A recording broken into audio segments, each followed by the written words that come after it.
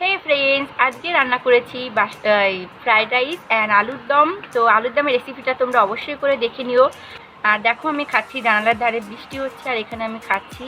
তো দেখো, আর তোমরা অবশ্যই করে আমার চ্যানেলটাকে একটি সাবস্ক্রাইব করে দিও, পাশেই থাকা বেল আইকনটি অন করে দিও অ্যান্ড ভালো লাগলে ভিডিওগুলো শেয়ার করে দিও।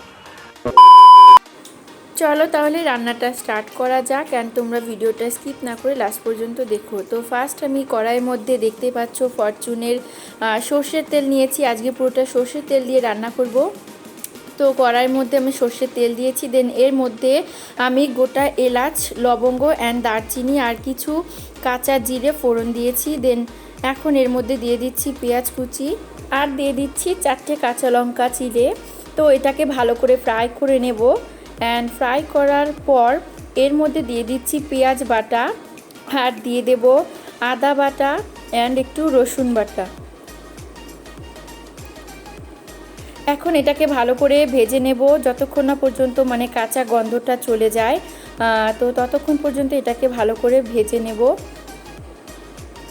এখন এর মধ্যে দিয়ে দিচ্ছি সামান্য লবণ, তোমরা স্বাদ অনুযায়ী দেবে লবণটা। তারপর দিয়ে দিচ্ছি হলুদ গুঁড়ো অ্যান্ড এরপর দিয়ে দিচ্ছি কাশ্মীরি রেড চিলি পাউডার। তো আমি কোনো মানে স্পাইসি চিলি পাউডার এর মধ্যে ইউজ করিনি, শুধু 4টে কাঁচা লঙ্কা দিয়েছিলাম অ্যান্ড এটাকে ভালো করে একটু কষিয়ে নেব। তো কষানোর জন্য তোমরা চাইলে মশলাগুলোকে জলের সাথে গুলে নিতে পারো, দেন দিতে পারো।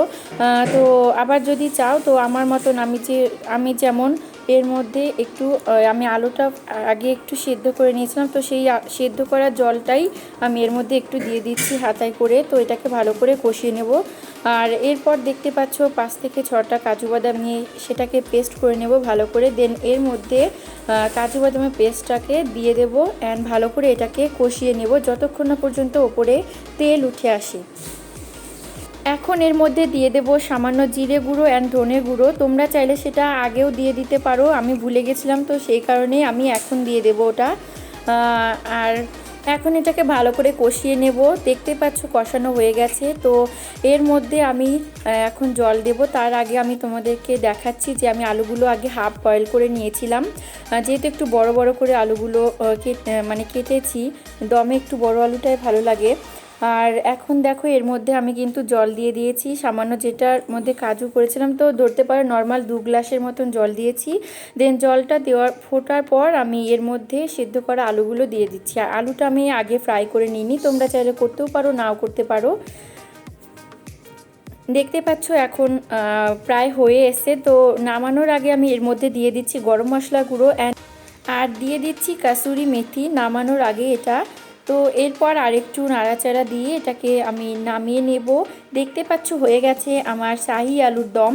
আর কেমন লাগলো রেসিপিটা তোমরা অবশ্যই করে আমাকে জানিও, কমেন্ট করো অ্যান্ড বাড়িতে তোমরা ট্রাই করো। আশা করছি তোমাদের সকলের খুব ভালো লাগবে। আজকের ভিডিওটা এখানেই শেষ করছি, আর দেখা হবে নেক্সট ভিডিওতে। কেমন ভিডিও দেখতে চাও সেটাও অবশ্যই কমেন্ট করে জানিও। আর আমার চ্যানেলে যারা নতুন আছে চ্যানেলটিকে অবশ্যই করে একটি সাবস্ক্রাইব করে দিও।